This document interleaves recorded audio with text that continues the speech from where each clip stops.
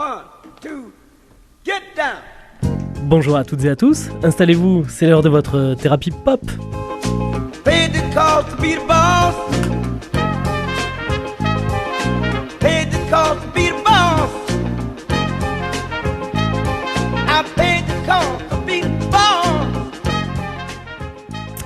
Chers amis, bienvenue à bord pour ce nouvel épisode de Thérapie Pop, l'émission qui décrypte pour vous la musique contemporaine des années 50 à demain. Nous sommes comme chaque semaine ravis de vous retrouver pour 26 minutes de culture musicale. Et pour mon plus grand plaisir, mais également pour le vôtre, c'est Gauthier qui nous prendra par la main aujourd'hui. Salut Gauthier. Salut mon cher Théo. Et on va clôturer ce mois comme tous les autres cette année avec notre saga Bowie, dont c'est le 8e et déjà avant-dernier épisode, Gauthier.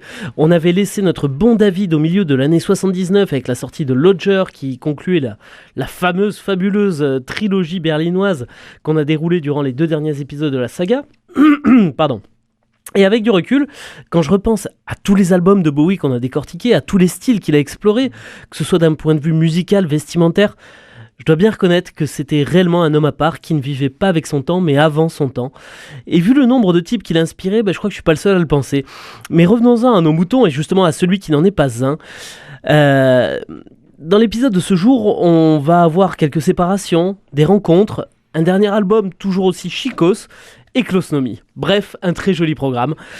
Mais je vous propose qu'on se plonge dans le bain tout de suite en s'écoutant l'un des tubes de Bowie sorti sur l'album Scary Monsters, Ashes to Ashes.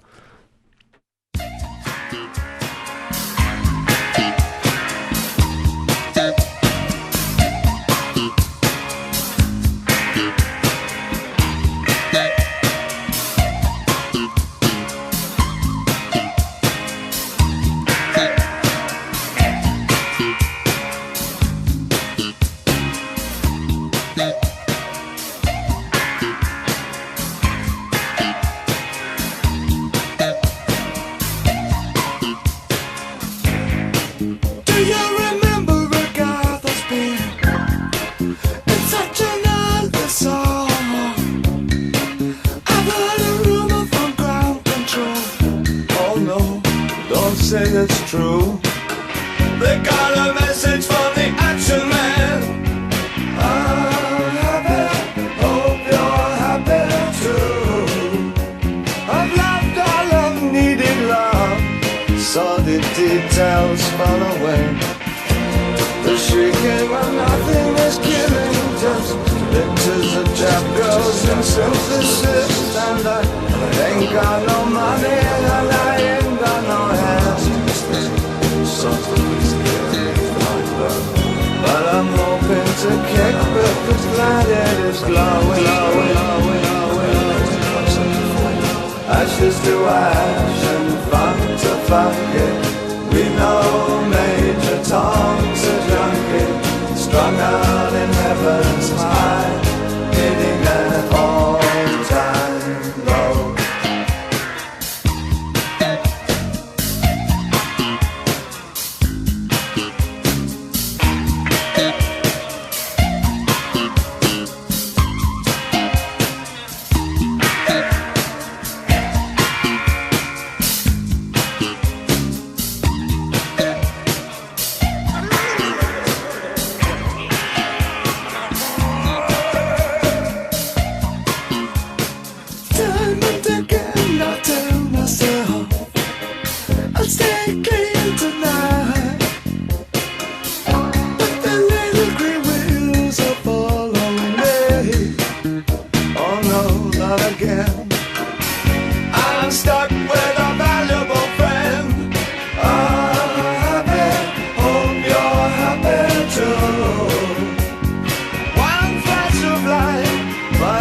Smoking pistol. I've never done good things. I've never done bad things. I never did anything out of the blue. Whoa. Want an axe to break the ice. Wanna come down right now. Ashes to ashes, fun to fun. We know Major Tom's a junkie, strung out in heaven's high, hitting an on-time road.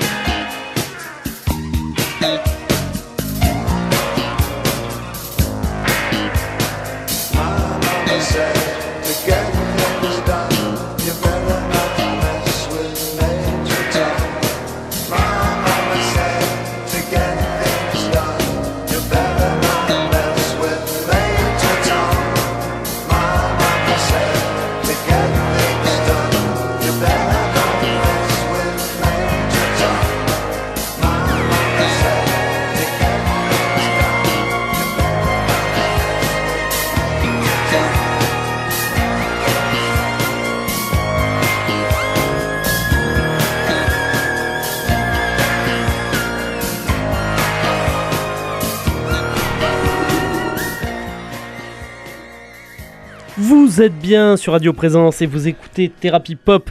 Vous l'entendez aujourd'hui, c'est Saga Bowie. On est au début des années 80, Gauthier, et à ce moment-là, on l'a suffisamment répété, on est sur l'après-période berlinoise. Qu'est-ce que cette période a laissé derrière elle ?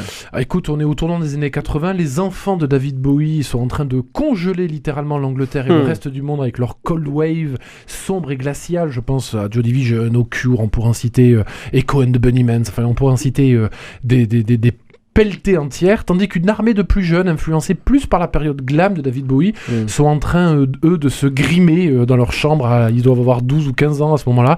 Je pense à Duran Duran, à Japan, à Rick Mix, à Depeche Mode, à tous ces groupes qui se saisiront d'une autre forme de musique de David Bowie pour en faire eux-mêmes un mouvement musical. Et tu as d'ailleurs quelques recommandations pour les auditeurs qui voudraient découvrir les enfants de Bowie, que ce dernier a d'ailleurs parfois renié.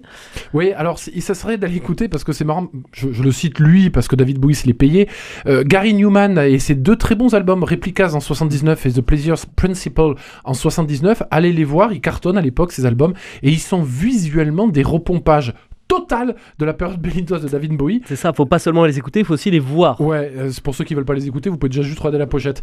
Bowie d'ailleurs dézinguera Newman dans Teenage Wildlife en disant notamment ce que Newman a fait, il l'a fait parfaitement, c'est vrai, mais en répétition, dans la même information qui revient encore et encore, une fois que vous avez entendu un morceau, comprendre, il m'a pompé jusqu'à la moelle.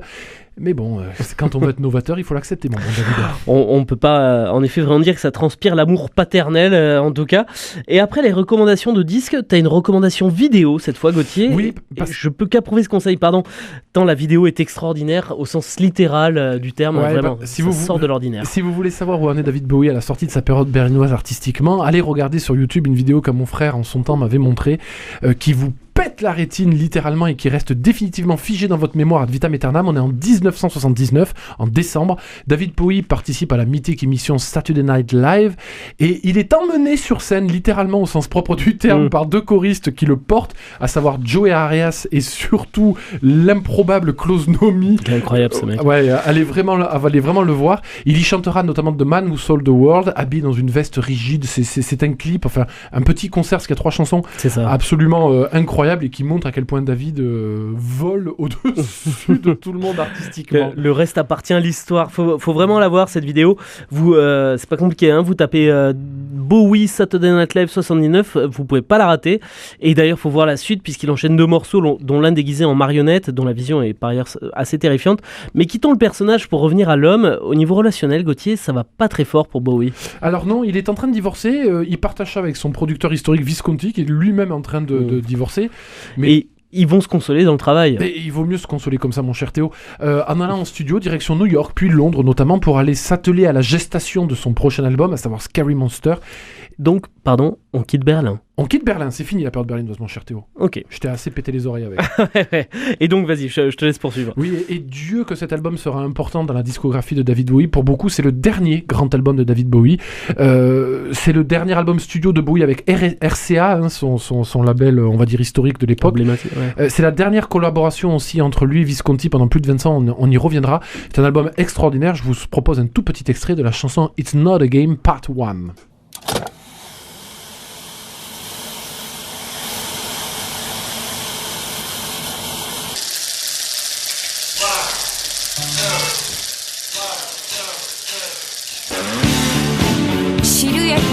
Heaven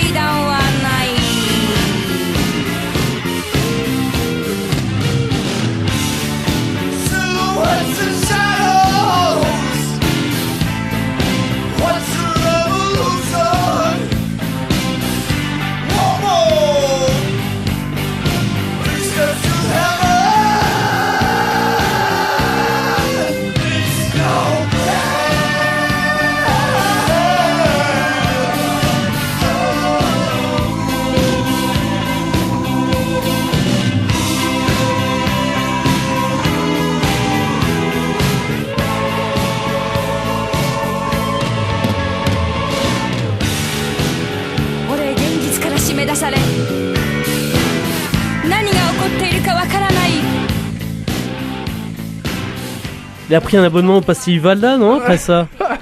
Vous avez pas la vision du studio où Théo se bouche les oreilles pendant que, C'est une horreur. pendant que je jubile complètement.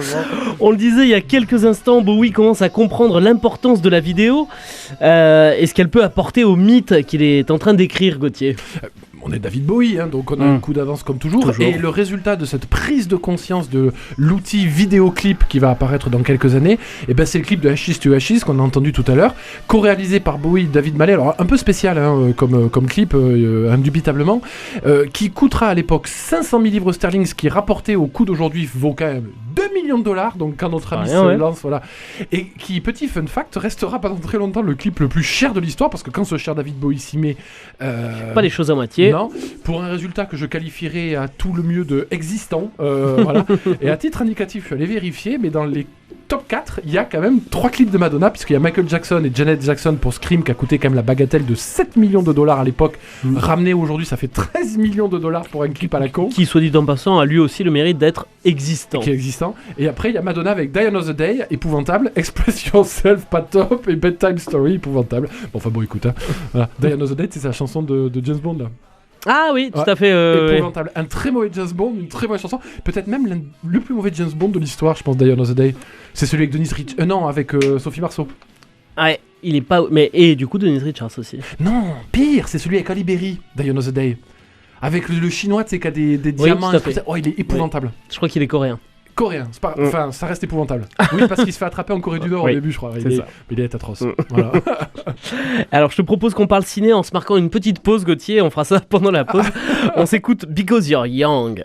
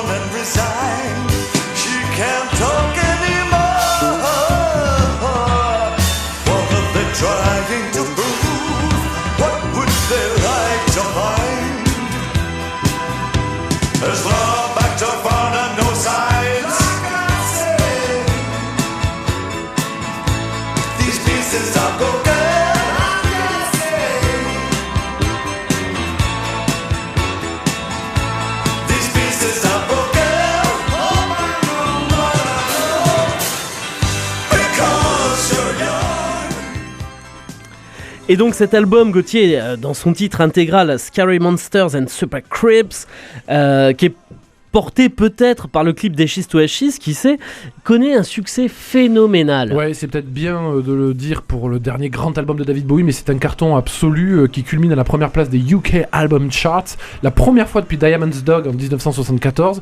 David Bowie s'en réjouira, il restera 32 semaines, soit aussi la plus longue performance pour lui depuis Aladdin Sane, ce coup-ci, en 1973. Et donc c'est le dernier grand album. Ouais, c'est le dernier grand album, et ce qui est absolument invraisemblable, c'est qu'entre Hunky Dory en 71 et donc Scary Monster en 1980, il y a à peine 10 ans, moins de 10 ans. 9 ans. Ouais, 9 ans qui se passent. 11 albums studio sont lourdés en moins de 9 ans, dont la quasi-totalité sont soit des chefs-d'œuvre intemporels, je pense à Ziggy Stardust, Hunky Dory, etc., soit des révolutions musicales absolues, je pense à toute la période berlinoise. C'est quasiment, et je crois qu'on peut le dire, quasiment plus fort que les Beatles, qui ont fait à peu près les mêmes temps de passage en 10 ans Ouais, en nombre d'albums, mais qui n'ont peut-être pas été aussi loin dans la déconstruction musicale que David Dans Bowie. la recherche. Ouais. C'est absolument invraisemblable, et qu'on se le dise, c'est peut-être la plus grande performance de David Bowie dans l'histoire de la musique et sa plus grande contribution à l'histoire de la musique. Hunky Dory, on en parlait en décembre, On je en parle en pense. décembre, ouais. Ouais. Ou même encore avant, en novembre, ouais. T'imagines? C'est invraisemblable. Et en 9 ans, il a créé quasiment, je sais pas, peut-être 4 styles musicaux différents. Enfin, c'est fou. C'est fou. On est bien d'accord sur ce dernier point, Gauthier, même si certains morceaux sont difficilement appréciables à la première écoute. Eh oui, mais tu fais pas une Je révolution pense sans à casser des yeux, It's mon Not cher a Théo. Game Part 1. Elle est monstrueuse, cette chanson. Il faut toutefois reconnaître le talent inconditionnel du monsieur. Mais ce talent s'accompagne d'une rigueur pour le moins respectable, Gauthier. Oui, parce qu'il y est arrivé avec une exigence artistique monstrueuse, au point que quand Under Pressure, que vous connaissez tous, sorti en 81 avec Queen, Ouais. sortira, il ne sera que son 3e Avec single. Queen ou juste Freddie Mercury? Avec Freddie Mercury, je Je crois. crois que c'est juste Freddie Mercury. Au point que ça sera que son 3e single numéro 1, c'est finalement extrêmement peu quand on sait tout le bien qu'il a fait à la musique pendant ce temps-là. Et Scary Monster, si on doit le resituer dans la discographie, ben c'est en fait une sorte de fusion parfaite entre les exigences formelles de David Bowie à Berlin et le talent unique qu'il a pour la mélodie pop. Je sais que tu as hurlé, mon cher Théo, avec It's Not a Game Part 1, mais c'est hallucinant d'arriver à casser la mélodie à ce point tout en restant quand même dans des standards pop. Il faut reconnaître qu'il le fait très bien. Ah non, mais c'est incroyable de chanter comme ça. C'est incroyable. Et David Bowie, mon cher Gauthier, semble avoir une soif de reconnaissance inextinguible. Malgré les innombrables numéros 1 qu'il a pondus, il cherche à rencontrer un public plus large, toujours plus large désormais, et il va utiliser plusieurs moyens pour cela. Oui, c'est la période où David Bowie se dit qu'il va peut-être vouloir faire un peu de moula, enfin en tout cas qu'il veut faire du mainstream, de la gloire, il veut être connu. Il va s'y étaler pendant toute cette période, notamment des années 80-90. C'est la période des duos foireux avec Mick Jagger sur Dancing in the Street, un clip aussi à Allez voir le clip. terrifiant. Ouais. Mais pour la En legging vert, Ouais. de toute beauté. Et qui est pour une fois pour la bonne cause, puisque Mick Jagger n'essaie pas de faire de l'argent, puisque c'est pour le Live Head. On le verra aussi tourner dans des pubs Pepsi, je savais pas. avec Tina Turner, etc. La révolution géniale, qu'on se le dise, et c'est pour ça qu'on a voulu faire cette prescription, on va dire, cette saga sur ses premières années. La révolution musicale pour David Bowie est très très très très loin, il l'a complètement abandonné. Mais il n'y a pas que du mauvais dans cette période des années 80, Gauthier, puisqu'en 83 sort un autre album de Bowie que tout le monde connaît. Il a réussi son pari. C'est celui qui suit Scary Monster, c'est Let's Dance, c'est celui qui effectivement va lui donner sa consécration planétaire. Un petit bémol toutefois sur cet album, puisque on perd Visconti à la production. Alors attention, il est avantageusement remplacé par un autre type aux doigts d'or. Ouais, Nile Rodgers, qui quand tu veux composer des tubes, est pas le dernier. On en parlait presque avec Daft Punk la semaine dernière. David Bowie, Shinchi EMI, grand seigneur, il oublie complètement de prévenir Visconti qui va avoir un nouvel album à faire et qui va le faire avec Nile Rodgers, qui se tenait pourtant ce pauvre Visconti dans les starting blocks, d'où l'absence de collaboration entre les deux pendant 20 ans. Il n'y a plus Carlos Alomar, hein, c'est terminé les expérimentations en studio. Ouais. On va chercher une future star montante à l'époque à la guitare, dénommée Stevie Ray Vaughan, qui pour les plus grands bluesmen savent que c'est un sacré guitariste. Soit dit en passant, plus de Brian Eno non plus. Non, c'est fini là. C'est fini. Non, Ok. on veut faire de la moula, hein, c'est Ok. terminé. T'as une citation un peu surprenante de ce bon Nile Rodgers, Gauthier, qui justement nous en apprend un peu plus sur le David Bowie des années 80. Oui, parce que Nile Rodgers, en fait, comme tout le monde à l'époque, admirait David Bowie comme le pape de la créativité mondiale en matière de pop, rock, etc. Et va être un peu déçu quand David Bowie va l'appeler. Il va lui dire: Nile, je veux que tu me fasses des hits. Et il le dira lui-même: j'ai été un peu pris de court parce que j'avais toujours supposé que David faisait de l'art en premier. Et c'est vrai que quand il m'a demandé de faire simplement du succès, bon bah voilà. Donc c'est presque un Nile Rodgers qui va à marche arrière, quoi.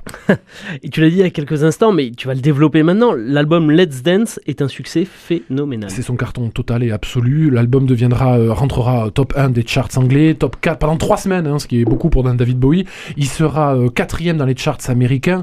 EMI déclara que Let's Dance est l'album le plus vendu depuis Sgt. Pepper's de leur catalogue qui était sorti en 67. 10 700 000 copies vendues, c'est ce qui était énorme. Et l'album le plus vendu... Plus que Daft Punk. L'album le plus vendu pour David Bowie, voilà, c'est un succès absolument hallucinant. Et on peut le pousser encore plus loin, Théo. Le succès est tellement hallucinant que toute la discographie entre 69 et 74 ressort à ce moment-là et se classe dans les charts. En juillet, excuse-moi, David Bowie a 10 albums dans le top 100 britannique. Ouais. Petit effet locomotive de Let's Dance, mais qui n'est pas négligeable. 10% de tout le top 100, c'est lui. Ouais, c'est colossal. C'est invraisemblable. Voilà. Et du coup, presque sa discographie... Oui, il y a quasiment sa disco. Ouais, Il y a quasiment voilà. toute sa disco. Peut-être pas les 2-3 premiers albums qui sont Non. pas ouf, et puis tout le reste il passe quoi. L'émission touche à sa fin, Gauthier. Je crois que tu as une petite citation d'un journaliste de Rolling Stone qui résume assez bien l'effet Let's Dance. Oui, et profitons-en parce que c'est bien l'une des rares fois où je citerai cet épouvantable magazine qui est Rolling Stone. C'est Andy Green qui écrira que Let's Dance est la conclusion de la plus grande course de 14 ans de l'histoire du rock. Je vous le disais, mais à bien des égards, ce que David Bowie a fait en 11 albums, ça peut être approché, voire devancer les Beatles. Et je pense que c'est le seul qui peut s'asseoir à la table des Beatles en matière de créativité musicale. Je parle pas de Led Zeppelin, des Rolling Stones qui ont été des monstres d'albums, mais les deux... De créativité. Voilà, les deux mamelles de la pop rock anglaise et même mondiale, ça a été et ça sera toujours David Bowie. Et peut-être juste... Radiohead. Peut-être Radiohead. On verra à la fin, Théo. Voilà, mais parce que ce qu'il faut savoir, c'est que justement, je voulais rebondir là-dessus, c'est que Andy Green, il écrit ça en 2014. Ouais. Donc avec le recul nécessaire, si tu veux, voilà. Il y a qui a fait ça en 10 ans, quoi? Pas grand monde, Gauthier. Non, personne.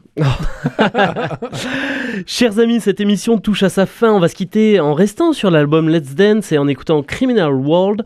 Je vous rappelle que cette émission est à retrouver sur le site de Radio Présence, mais également sur toutes les plateformes de podcast disponibles. On se retrouve bien entendu la semaine prochaine pour notre prescription mensuelle. Une très belle semaine à vous, une très belle semaine à toi, Gauthier. Salut Théo. Salut.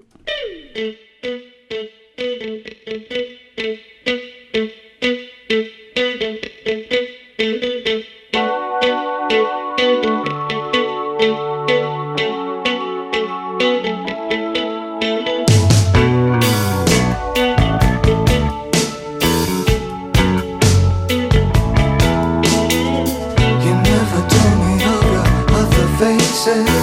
You were the widow of a wild cat. And now I know about your special kisses. And I know you know where that is at. I guess I recognize your destination. I think I see beneath your makeup what you want is sort of separation. This is no ordinary, this is no ordinary. What a criminal. Well, the boys are like baby-faced girls. What a criminal. Girl, she'll show you where to shoot your gun. What a typical mother's son. The only thing that she enjoys is a criminal. Well, where the girls are like baby-faced boys.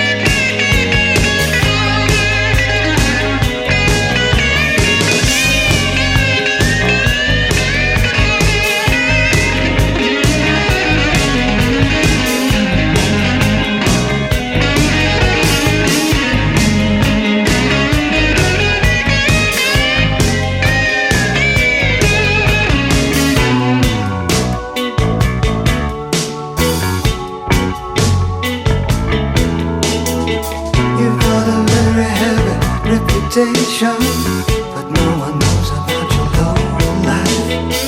I know a way to find a situation and hold a candle to your high life disguise. You caught me kneeling at your sister's door. That was no ordinary stick. I'm